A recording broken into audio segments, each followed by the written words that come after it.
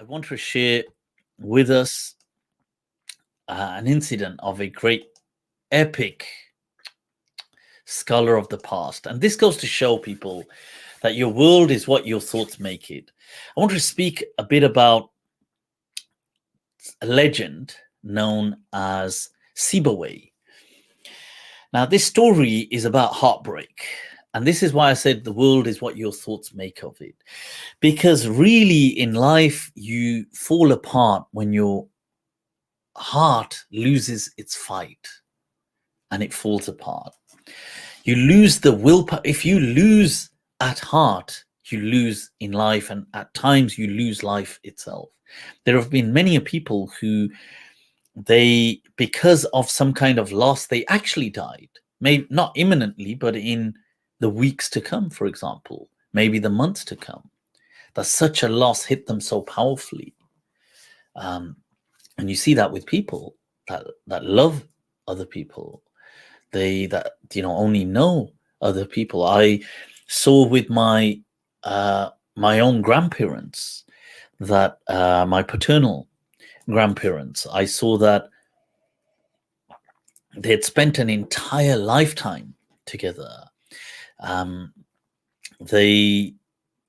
My grandfather must have passed away at the age of, I think he must have been 93 or something, and he was still walking around and mobile and of good health given the age. Still had hair on his head, and even though he used to shave his head, a very pious person. Always prayed his tahajjud, always dressed in that traditional, used to wear the dhoti, the old style, the izars, and the pagadi, the old people who wear the turban in the villages like that. And I saw when he passed away, and within months, my grandmother passed away, and she was of a similar age, and she passed away, I think maybe 6 months after him, and that was the difference in her age with him, that she was 6 months younger. And you see this with people. May Allah bless their afterlife. I mean, and everybody who's somebody has passed away, may Allah bless them. And you see this in people, that they when they have this in life, and it doesn't have to just be people, it could be a passion. If that falls to pieces, they lose life, and that's it. They pass away. And such is the story of our guest tonight, the man, the myth, the legend, Sibawayh. That's an alleged picture of I don't know how they would have drawn that, and that's a picture of the city of Shiraz in Iran, which he, I believe, was from, but he resorted to at the end of his life. And that's his book known as Al-Kitab. He is the don of the Arabic language. His book in Arabic grammar is called Al-Kitab. It's called the book. I mean, you can't top that. They say, what book did you write? He says, I wrote the book. Allah. And his name was Abu Bishr Amr ibn Uthman ibn Qambar. But people know him as Sibawayh, and there's a whole debate on why. But he was the head of this whole Basri grammar school. He was a student of Khalil ibn Ahmad al-Farahidi. And he had a rival school, Kufa, and they disagreed in grammar, and they used to take digs at each other, and they had all this kind of rivalry going on. And his arch nemesis was Kisa'i, right? Ali al-Kisa'i, who Kisa'i is, if you recall previously, we've spoken about the qira'at of the Quran. And you see one of the people of the qira'at is Kisa'i.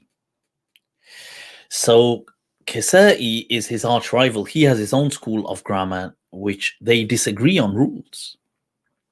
And what happens is, once in Baghdad, Yahya al-Barmaki. Now you see, remember my story of the Baramika, the Barmakids, and how I spoke of how you had the different Ja'far al-Barmaki and all these stories at the time of Harun al-Rashid. Now this is at that time. Now you see in history how when I will tell these stories, you will be able to connect the dots, that who was where and how they were connected. And in your mind, this kind of mental map gets created, where things come to life. So Yahya al-Burmaki, he one day he hears that Sibawayh is in town. So he says that, he says to Kisa'i was the royal teacher. So he was the teacher of Amin and Ma'mun of the Abbasids, and he was therefore close to Harun al-Rashid and the Baramika, because they obviously used to see him often. So he says, Yahya al-Burmaki says, you know what, let's arrange a meetup. Clash of the Titans. Allah, Allah. So we got these two heavyweights, these dons. Now, Sibawayh gets invited. Now he turns up, and when he turns up, the two kind of students, but the followers, and they're next in the school of Kisa'i, the Kufi school. You have some other figures. He's like one of the founding figures. He's not the founder, there's proto-founders, but he's one of the key people, Kisa'i. But then you've got junior to him, people like Farra, who's like incredibly well known, and a lot of his opinions are in the books of grammar. You have Farra, and then you have Al-Ahmar. Now, these two are waiting there. So Sibawayh turns up, so they start, quizzing him. Start saying, hey, what's the? Tell me, what's this? What's that?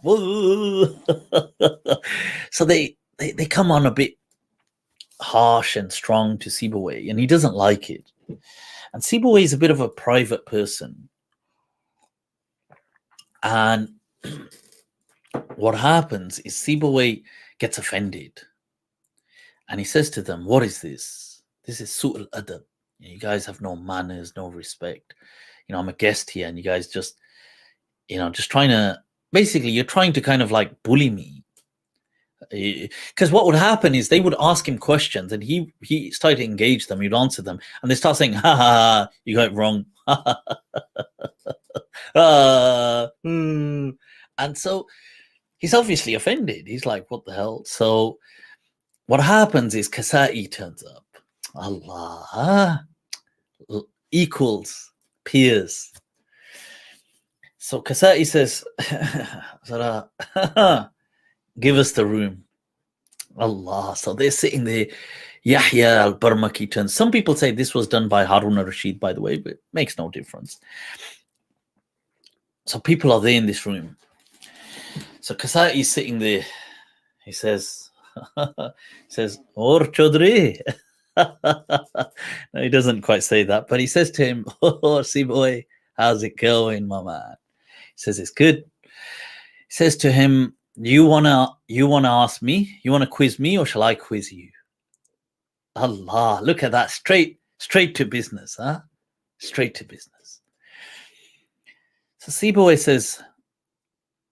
says, you go first. He says, quiz me. He says, okay. He says, what do you say in this mas'ala? And this mas'ala came to be known as the mas'alatu Zanbouriyyah. A zambur in Arabic is a wasp. Okay. And he says, what do you say about what is the qawlul Arab? How should Arabs say? He says, tell me, how should Arabs say this? He says, kuntu adhun أن العقرب أشد لسعة من الزنبور. He says, and this statement is irrelevant. It's just the kind of preamble. He says that, how should the Arabs see this? And the sentence is, I used to think that the scorpion's sting is worse than that of the wasp. فَإِذَا هُوَ هِيَ. But lo and behold, it is the same. That's what he's trying to say. Lo mismo in Espanol. But he says, is فَإِذَا هُوَ هِيَ or فَإِذَا هُوَ إِيَّاهَا? Should we say فَإِذَا هُوَ هِيَ, that it is it? See, now both of them mean the same thing in Arabic. Okay. In Arabic, a pronoun, when it's on its own and not being acted upon, stays nominative. So like huwa, hiya, anta, anti, ana. These are just nominal pronouns which are on their own, detached. But if it's the object of a verb, they change. So it's not huwa, it becomes hu. It's not hiya, it becomes ha. So like kaifa, and if it's not anta, it becomes ka, ki, like kaifa halu ka, kaifa halu ki, not kaifa halu anta. And so here the question was, should they say فَإِذَا هُوَ إِيَّاهَا, or should they say فَإِذَا هُوَ هِيَ? Now Sibawayh says to him, فَإِذَا هُوَ هِيَ. Now Sibawayh is right in what he's saying, but technically, so what Kisa'i says is أخطأت, you're wrong. No, Sibawayh, doesn't just say فَإِذَا هُوَ هِيَ. He says the Arabs only say فَإِذَا هُوَ هِيَ. The Arabs only say this. This is where Sibawayh was actually mistaken.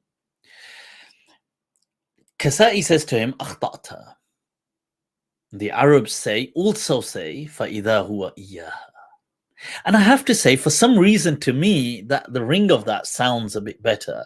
Although what Sibawayh is saying is the baseline, how it generally is, like in the Quran, how it reads فَإِذَا هُوَ, فَإِذَا هِيَ حِيَّةٌ. Suddenly it is like a snake. It is a snake, or usually it is like that. That is true.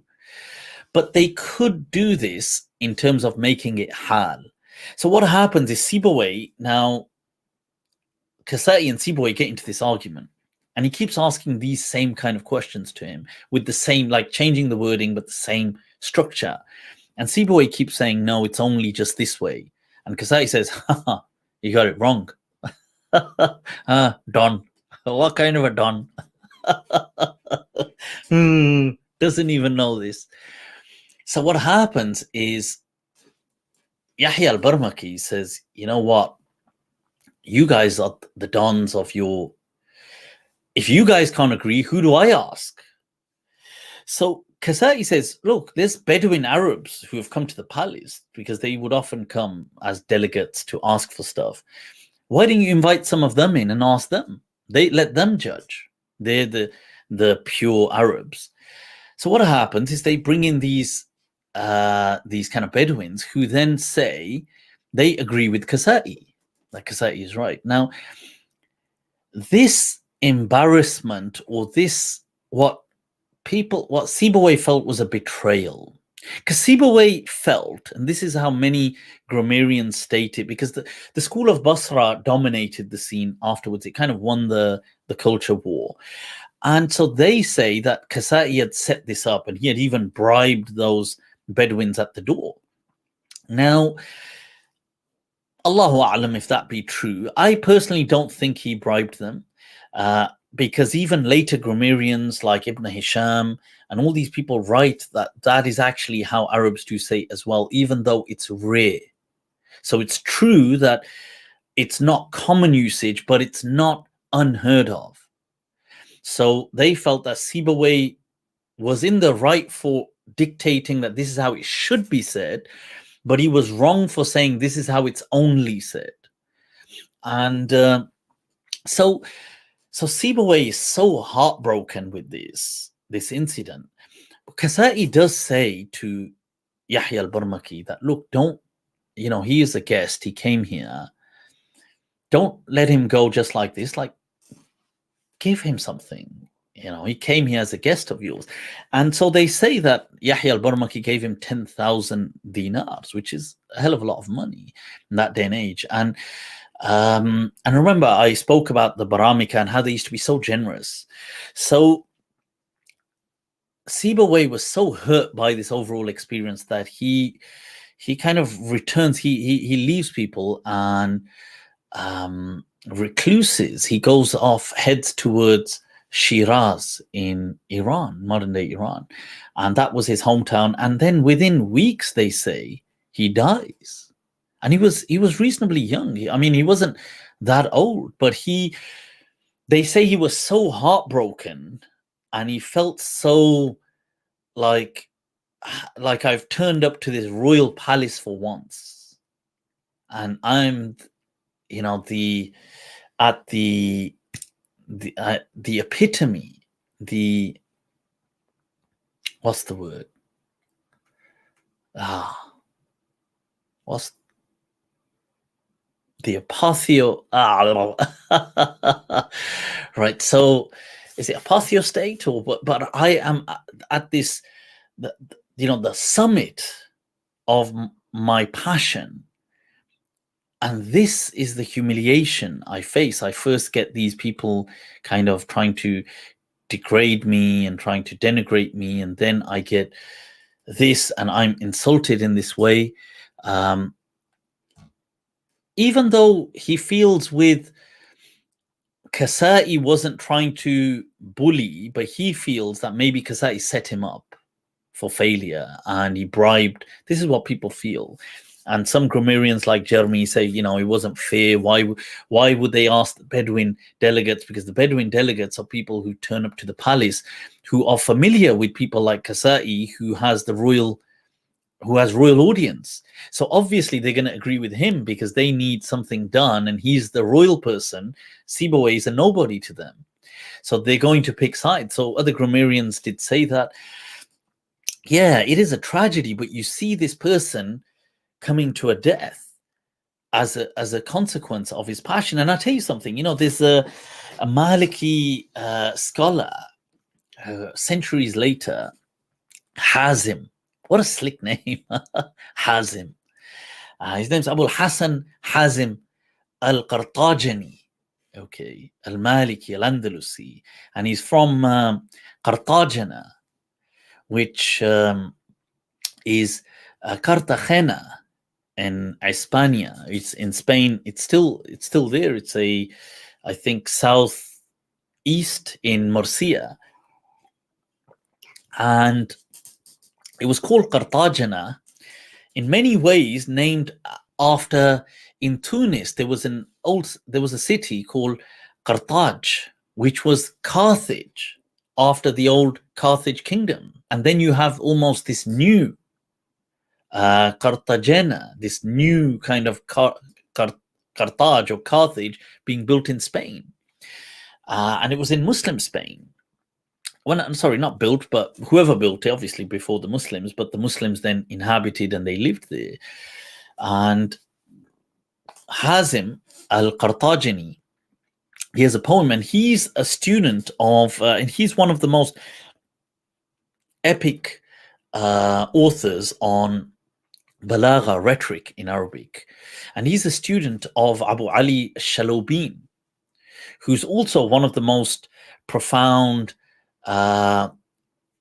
scholars of the Arabic language, and this is all around that Muwahhid time. And who is Shalobin a student of? Just to show you, to put it in that picture, Ibn Rushd. So just to give you a picture, because when I'm telling you these things, that mind map is connecting dots. And Hazim al-Qartajani, so they're around this Muwahhid time. So you've had, and we've spoken previously of Yaqub al-Mansur, and when he has that whole debate, and I did a whole video on this. And just after him, this generation, you've got in Muslim Spain, this Hazim al-Qartajani, and he writes a poem, and he brings this in to his Nahu poem, this whole incident. And he says, وَالْعَرْبُ قَدْ تَحْذِفُ الْأَخْبَارَ إِذَا. He says, وَالْأَخْبَارُ قَدْ تَحْذِفُ الْأَخْبَارَ إِذَا عَنَتْ فَجْعَةَ الْأَمْرِ الَّذِي دَهَمَ. So that the Arabs may at times drop their akhbar. Khabar is the predicate in a sentence. If they want to give a surprise, like this فَإِذَا هُوَ, this sentence, he's talking about this. He says, وَرُبَّمَا, he says, وَرُبَّمَا نَسَبُوا لِلْحَالِ بَعْدَ إِذَا. And maybe at times, even though it could be infrequently, they said it with a nasb, as Kisa'i was saying, after إِذَا. وَرُبَّمَا مِنْ بَعْدِهَا رَفَعُوا رُبَّمَا. And he says, and yet they may also do the other version. So as Sibawayh had said. And he says in his poem that أعيت على الأفهام لذاك أعيت على الأفهام مسألة أهدت إلى السيبوي الحتف والغمم. He says, and this is why this mas'ala it tricked people, like it puzzled people, and it led to the death and depression of Sibawayh. قد كانت العقرب العوجاء أحسبها أشد من الزنبور وقعا وحماء. That the wasp, I used to think the wasp was, more than or that the scorpion was worse than the wasp, but they are whatever. He's just highlighting the mas'ala, and he's bringing that Zanbouriyyah. He says wal jawabi, he says وبالجواب عليها هل إذا هو هي أو هل إذا هي إياها قد اختصم. That is it that the answer, should it be إذا هو هي, that is this how it should be, or هل إذا هو إياها قد اختصم. This is what they disputed and fought amongst. He's bringing this to the forefront, and he says وخطأ ابن زياد وابن حمزة. He says وخطأ ابن حمزة ابن زياد وابن حمزة فيما قد قال أبا بشر وظلم. Now this is the Maliki scholar saying this. He says that these people, they considered Sibawayh to be making a mistake, and he says they actually oppressed him. Because even though, to be fair, Sibawayh, I think, was wrong on saying the Arabs don't say that, but they did oppress him. He says وَغَاذَ عَمْرًا عَلِيٌّ فِي حُكُومَتِهِ يَا لَيْتَهُ لَمْ يَكُنْ فِي أَمْرِهِ حَكَمًا. And he says, and he really infuriated. Amr is the name of Sibawayh, Amr ibn Uthman ibn Qambar, Abu Bishr. He says Ali is Kisa'i. He says Ali really wronged him, and he kind of infuriated him. If only he didn't get the last say. كغيظ عمر عليا في حكومته يا ليته لم يكن في أمره حكما. And here he's taking the same names back to Sayyidina Ali radiallahu an and Amr ibn As when they had after the Battle of Siffin.